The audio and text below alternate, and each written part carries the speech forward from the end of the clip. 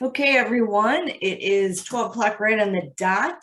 My name is Lauren Morgan. I'm a speech faculty member at College of DuPage, and I'm serving as the moderator of this panel. And I want to welcome all of you for coming in this afternoon.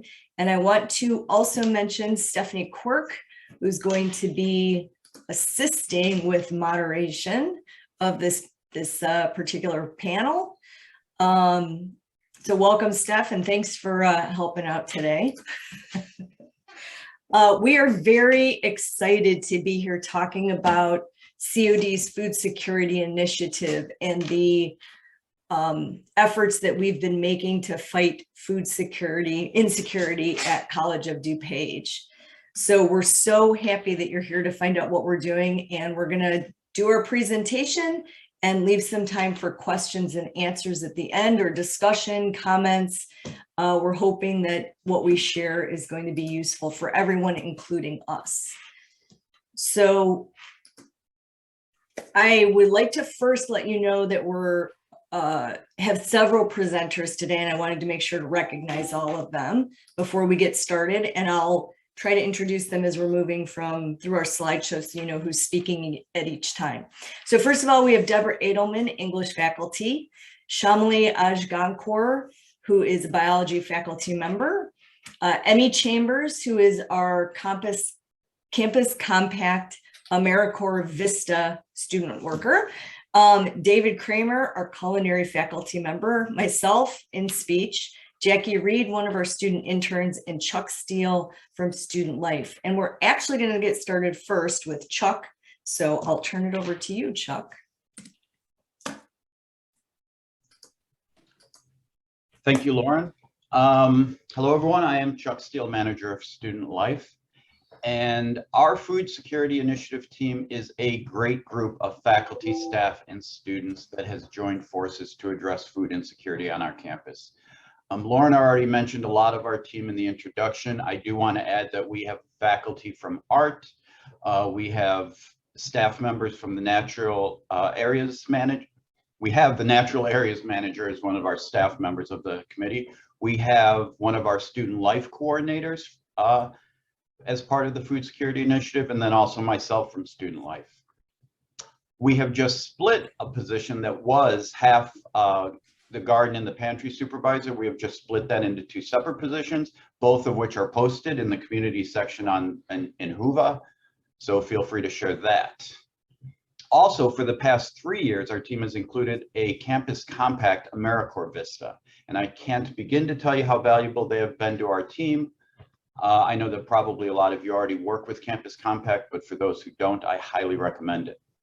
And of course, we have student workers and student interns as part of the team as well. And one of the things that has made working with this group so exciting is the multidisciplines of the faculty and the collaboration between student and academic affairs. This has really helped us be thorough in examining multiple perspectives in our work, and also making sure that we consider all angles of the student experience. And I think I speak for the whole group when I say that this has been one of the more energetic and dynamic teams we've been a part of at College of DuPage. Over the last few years, as our team grew, so did our mission. And while increasing food security for our campus community is and always will be front and center, we also want to make sure the food we're providing is nutritious as possible, which we're able to do because of our garden. And we also have made it a goal to educate our community on not just the importance of maintaining a nutritious diet, but also the various ways to do so. And before I end my part of the presentation, I do also want to mention an unofficial member of our Food Security Initiative, and that is our College Foundation. We absolutely would not be where we are without their very generous support. They have provided us with internal grants. They have also helped us applying for external grants, and have been very generous in connecting us with their community partners.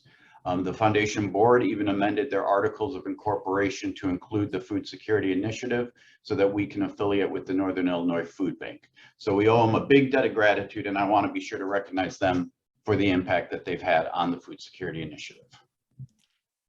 And now I will turn it over to Emmy, our invaluable AmeriCorps Vista.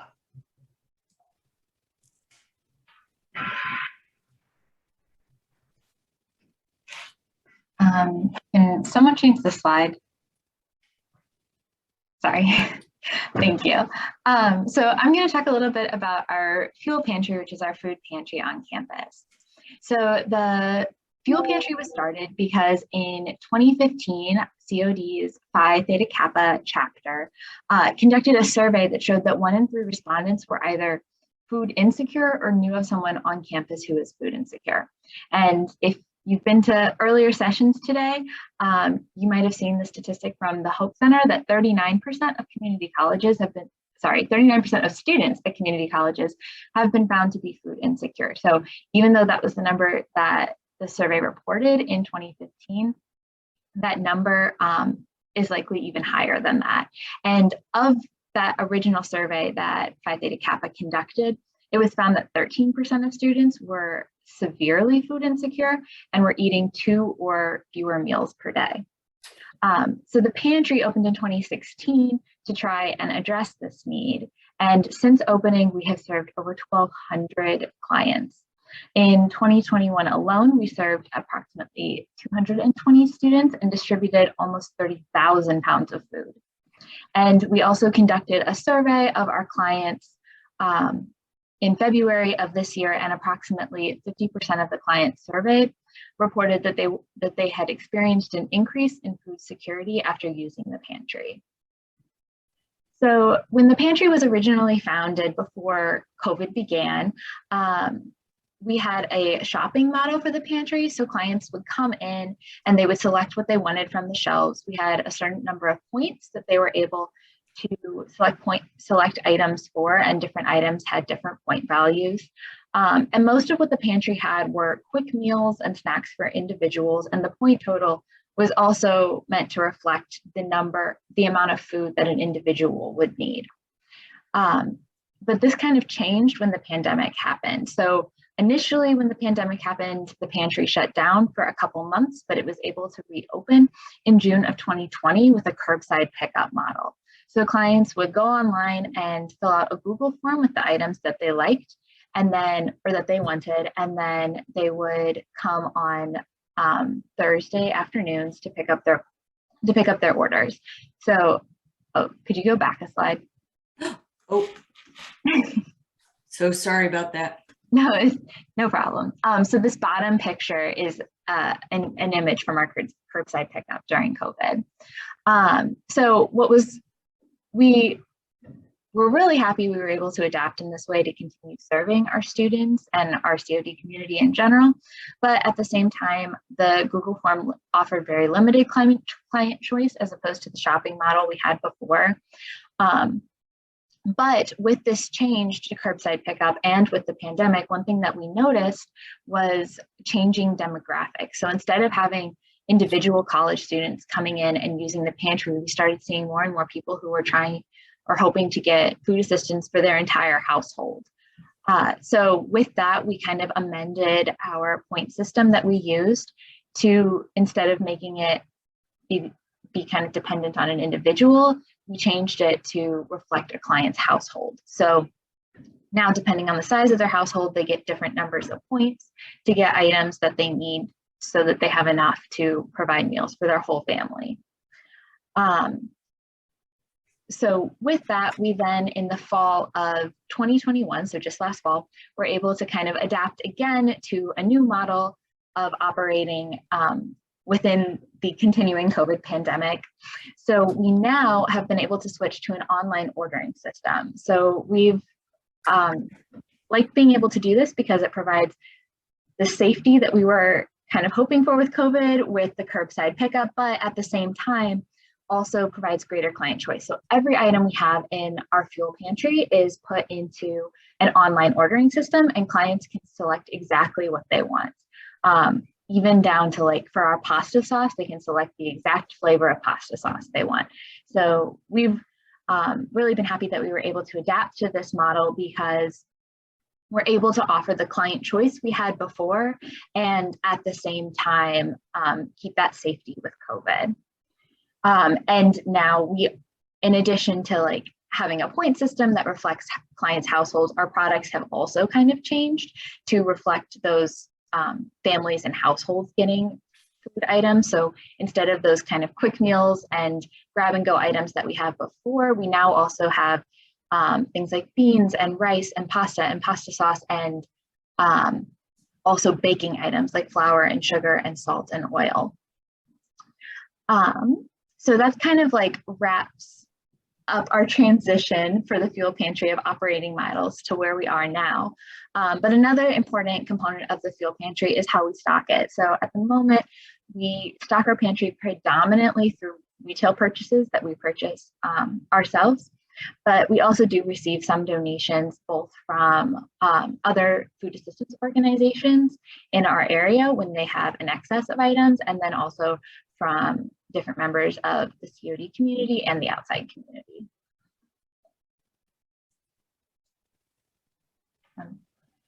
Thanks. Yeah, Thanks, sorry. Emmy. All right, next we'll hear from Deborah, who's going to speak with us about the fuel garden. Yes, hi, thank you, Lauren. Thank you, everybody, for being here. The garden, if you were in a previous session, you'll know that we talked about the history of growing food on campus, which goes back to 2003. So we've had a mostly continuous presence of growing food on campus with a bit of an interlude. We have moved from our original site to a number of other sites as we worked with the college to find a permanent location.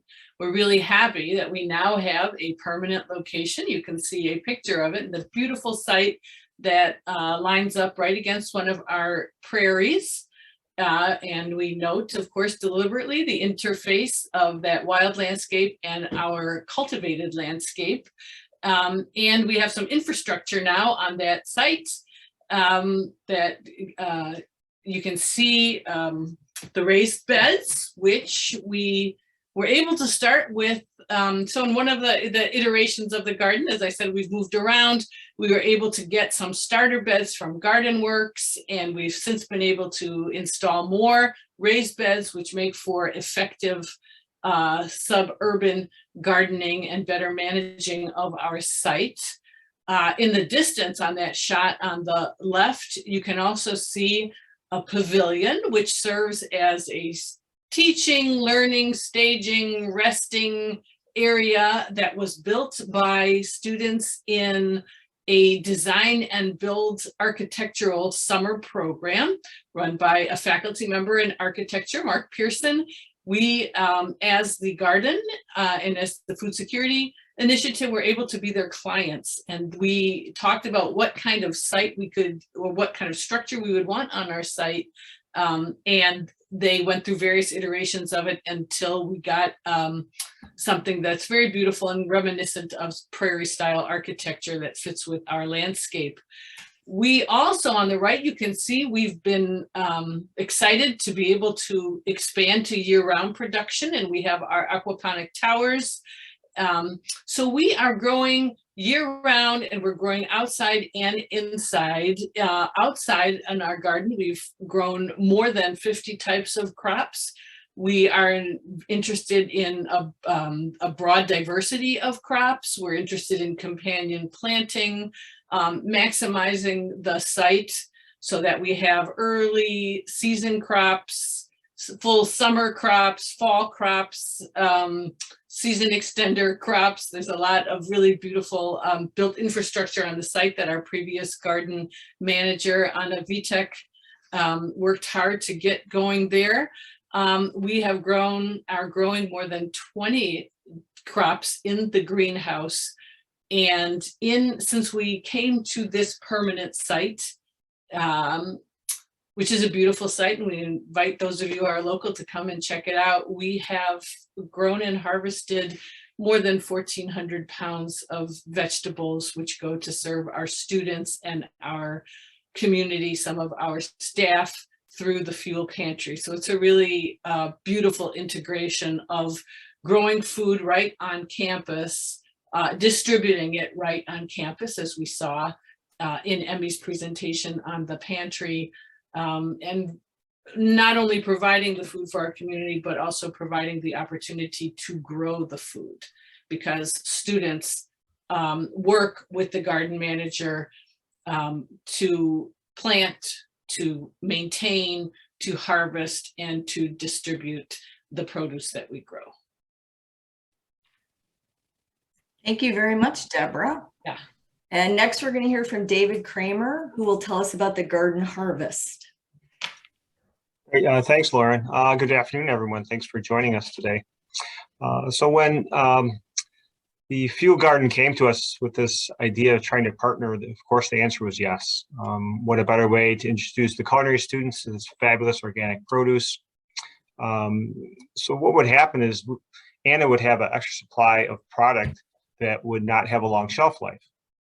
So we said, well, let's find a way to preserve the product.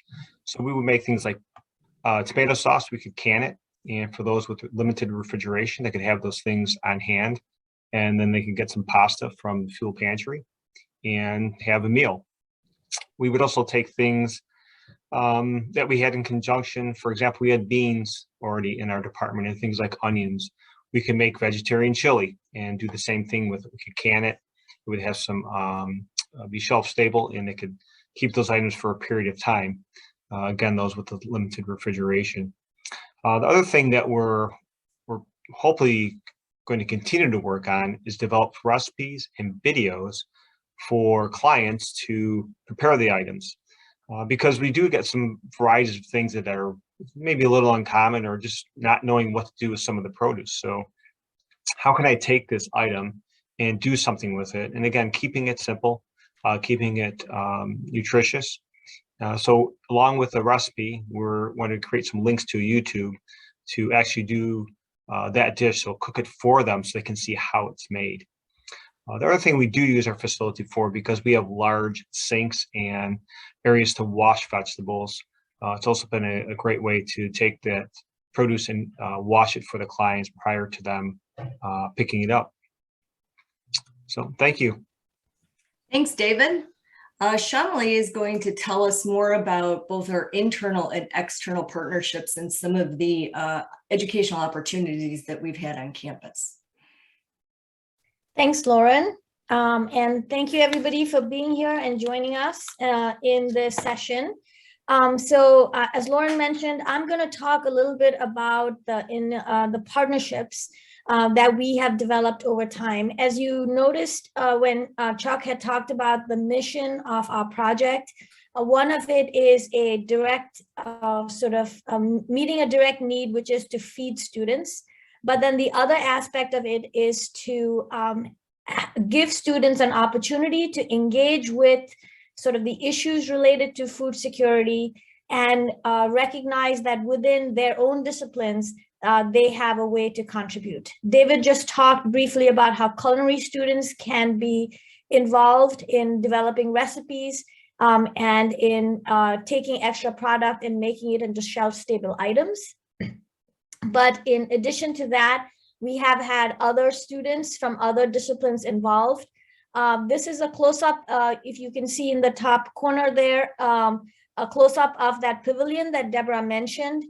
This was a pavilion that was built by architecture students in a design build class.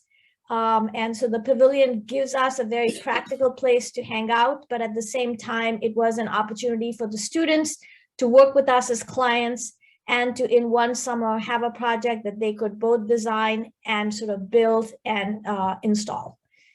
The other ways that we have had students involved is you can see a picture here of a sculpture in the bottom, and that is our art students. We worked with faculty in the art program and the students used the garden as an inspiration and had installed garden sculptures that sort of went with the theme of food security and whatever pollinators and whatever else that they were inspired by. We have also worked with our natural areas. Remiken Schweiler, who's our prairie manager, is a team member. And we have both been deliberate with the location of the garden in very close proximity to the natural areas so that we can talk to students about the value of wild landscapes, providing sort of beneficial services such as pollinators and so forth to support food production. but we are also looking at these native landscapes themselves as a source of food. And so we can simultaneously serve the needs of managing those natural areas and also providing a food benefit. One example of that is a fall harvest of rose hips, because rose hips need to be controlled a little bit so that that plant doesn't take over the entire prairie. But then the rose hips themselves can be processed into a rose hip tea that is very high in vitamin C. So again, this helps us students to understand that wild landscapes can have and provide a multitudinal different values, and that there's a strong relationship between them and cultivated landscapes. And the last idea that I want to point out, or the last internal partnership, is the one with Sodexo. So Sodexo is our food provider on campus, and Sodexo will often give us surplus food that they have that we can then distribute through the pantry. And sometimes when this food is going to be more than we can manage, then we bring Culinary in, and we've converted surplus bread into croutons and surplus bagels into bagel chips as another way to reduce both food waste and extend food availability. And they also provide us some organic waste from their kitchen and the coffee grounds from the Starbucks that we add into the compost in our garden. And then lastly, Deborah made reference to a lot of the students that have been involved either in their own classes or through internships in the program. And then the logo that we have on here, I forgot to mention that was a logo also designed by students in a graphic design class. So we really do try to get as many students across as many disciplines involved in this project as possible. Deborah, Lauren, can you move to the next slide, please? Thank you. And then a little bit about our external partnerships. So in a similar way to the internal partnerships, we have also built a lot of external partnerships. Many of these have come to us thanks to the COD Foundation, which, as Chuck mentioned, has been an invaluable partner to us. So I will start with that. As Chuck mentioned, the foundation changed their articulations of incorporation so that the food pantry could come under their 501c3 status. And as a result of that, we have now established a partnership with the Northern Illinois Food Bank. So we will be a food pantry affiliated with the Northern Illinois Food Bank. And instead of stocking our pantry with food that we purchase at retail, we'll be able to purchase food from the food bank, which will really reduce our costs and increase the amount of food that we can make available to students. We have had a recent relationship with Humanitarian Service Project, and Humanitarian Service Project has also provided us about 500 pounds of food to support our pantry.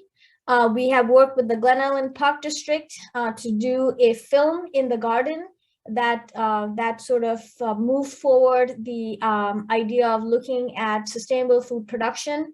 And Glen Ellen Park District has also run two food drives for us. We have Garden Works is a partnership that goes back to the very beginning. In fact, our original garden site was established through some garden beds that we received from Garden Works because students wrote for a grant to Garden Works to get those. And in the future, we are looking to have more partnerships with Morton Arboretum. They have a Chicago Tree Initiative where we are hoping to plant a fruit orchard on our campus. And we are also hoping to work with Scarce as we sort of look into becoming a full needs area. Scarce is a book, among many other things, Scarce also has a book rescue.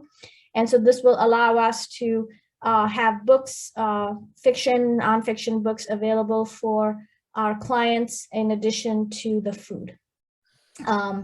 I think as part of that, we have become part of this sort of broader community hunger network in DuPage County. People's Resource Center, who was our original partner, as Deborah had mentioned, brought us on board into the hunger network. So we really do feel connected to a lot of the other kind of work that is happening in DuPage County, because our students as much as they are students of COD, are also residents of the county. So with that, I think it's back to you, Lauren. Yes, so next, thanks so much, Shamali. So next we're going to hear from some perspectives from members of our team who are in different roles than any of the faculty or staff at the college. So Emmy and Jackie will be sharing their perspectives.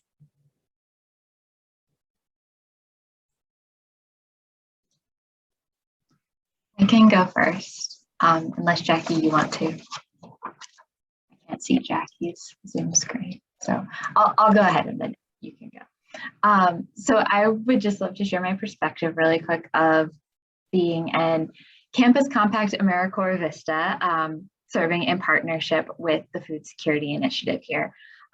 It's been an incredible experience. I've loved being able to do work that supports my community, and it's been really wonderful to enter this community, learn about it, become a part of it, and then work to support its students and other community members. I've learned so much from this experience that I know I'll take with me in my professional and educational career going forward, but also just in my life in general.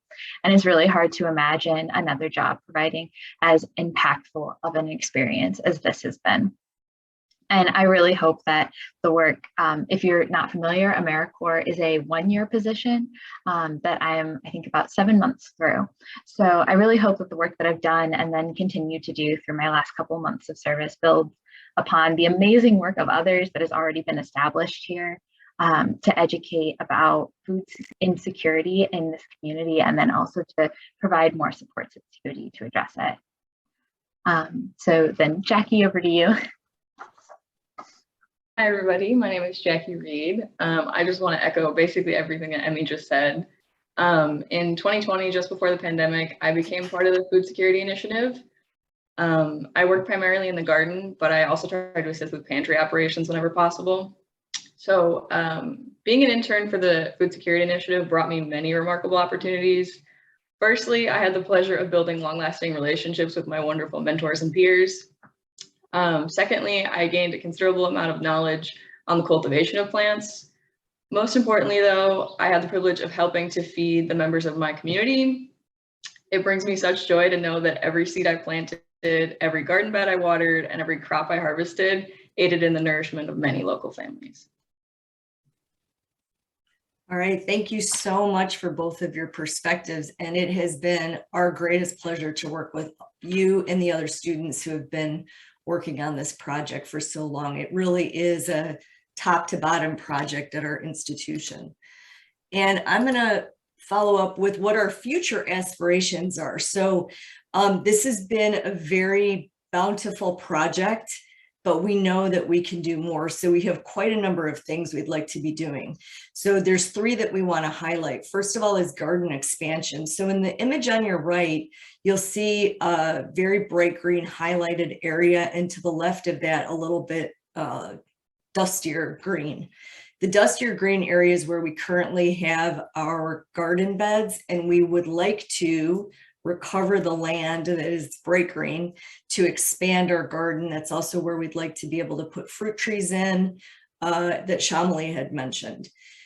Currently, we also have been able to use, if you look in that image a little bit up to the right, there's a blue area, and just above that is a greenhouse.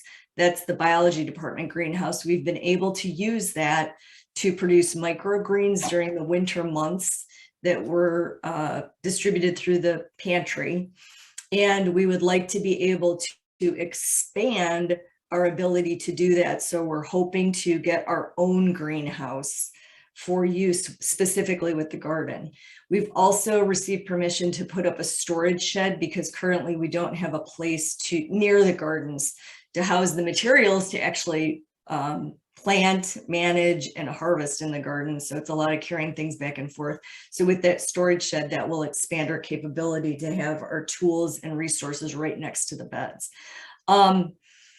Also, we want to do some pantry expansions.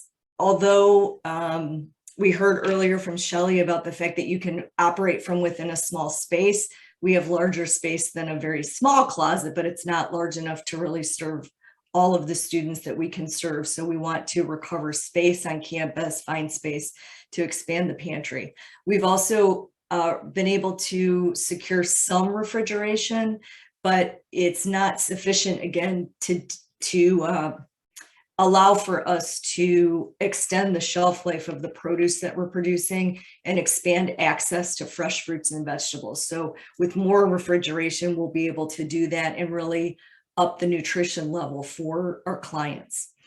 And then additional services, as we've heard people talk about, we want to expand to a basic needs center. And we know that our student affairs side of the institution is very interested in doing that, so that we can weave together a network for our students that they can access all of the basic needs. Students who originally were working on the fuel garden also had envisioned having a career closet and doing recovery of clothing. So we're hoping that we'll be able to, in expanding our space, add that, and our career services department's also very interested in that. And then, of course, there are campus-wide initiatives we'd like to do. We've frankly been very successful at building these interdisciplinary partnerships. And I saw a question in the chat about that we'll get to in a moment. And so we're hoping that we're going to continue to do that with our project. And as has been mentioned, we are hiring to join our team.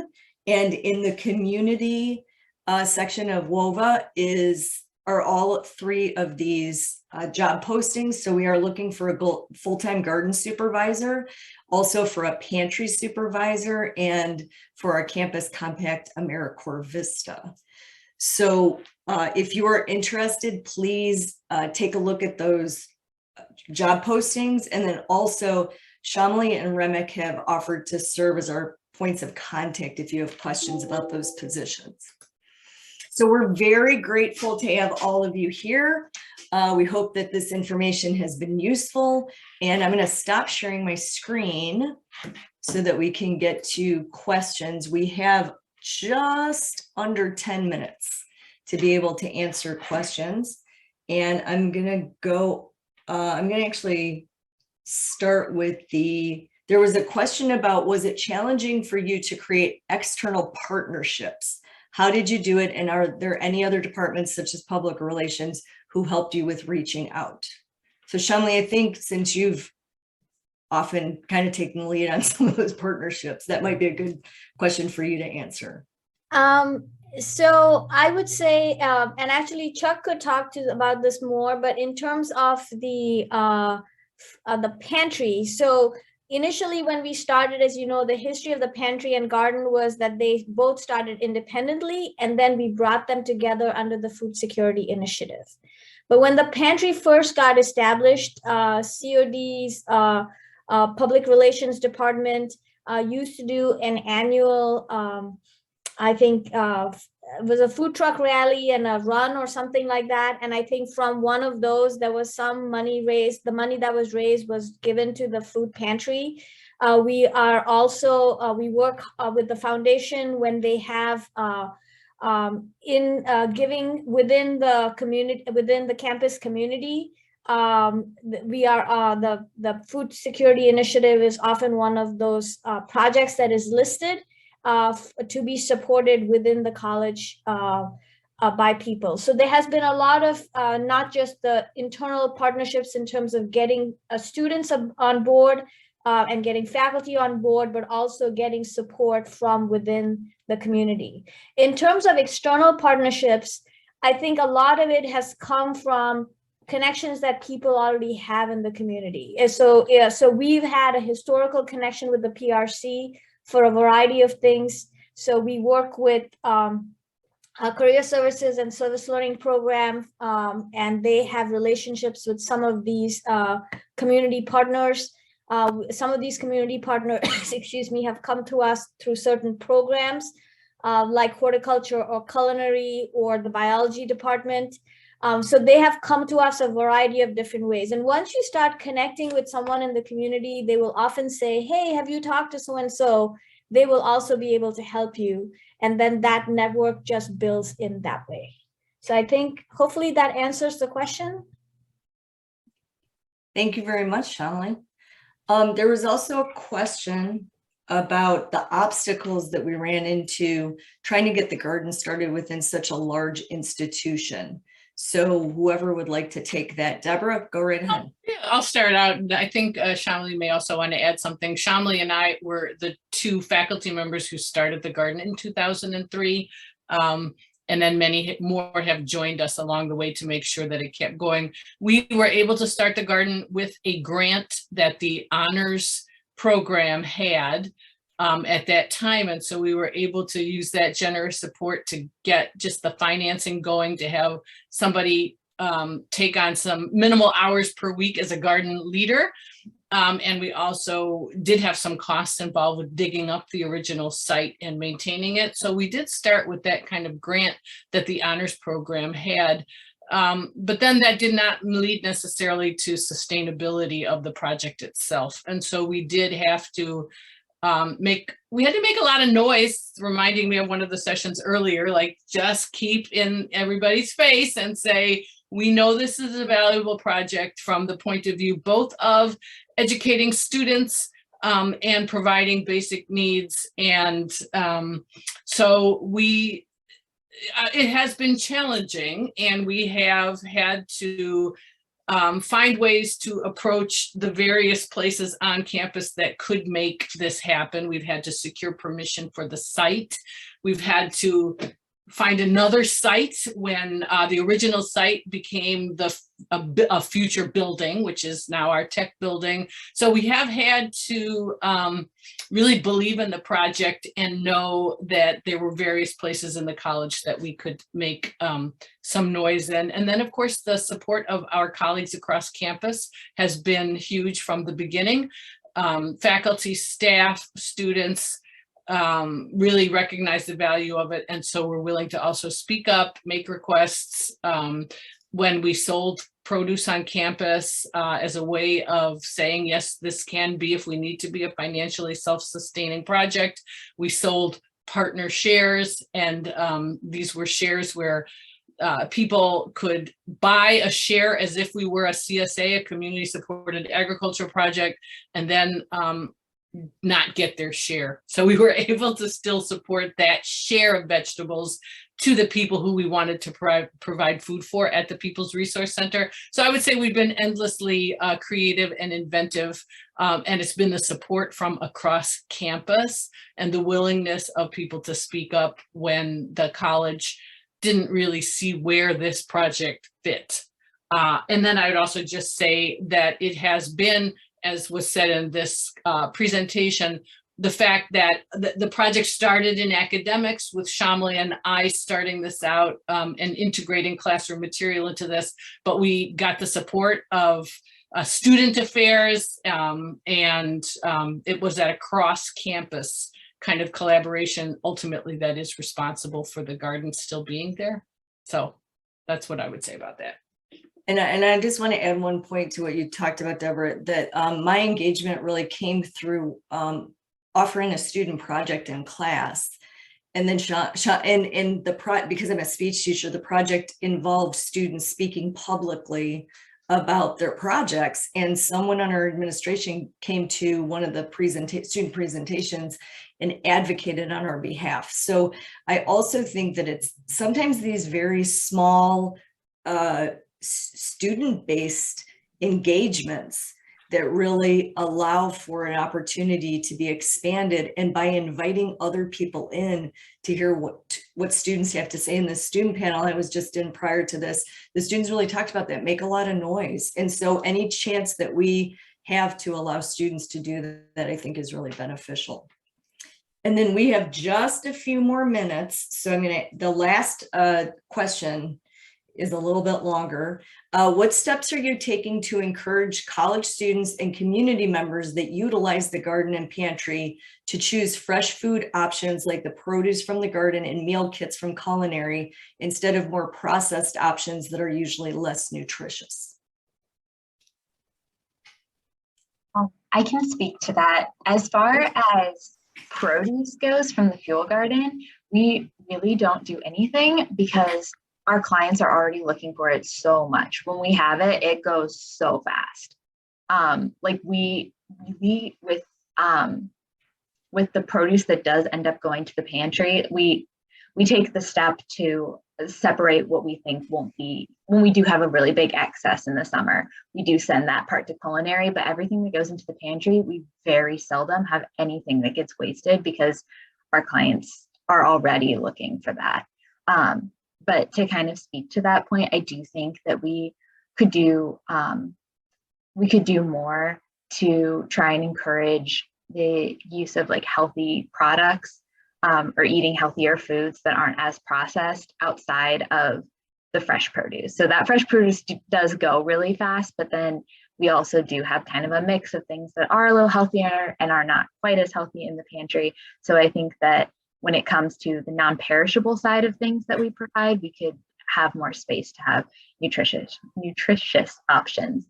And then another side of that is just we only get our fresh produce from the garden, and part of the reason for that is we just don't have a lot of space in the pantry to do food recovery from bigger like supermarkets and places like that.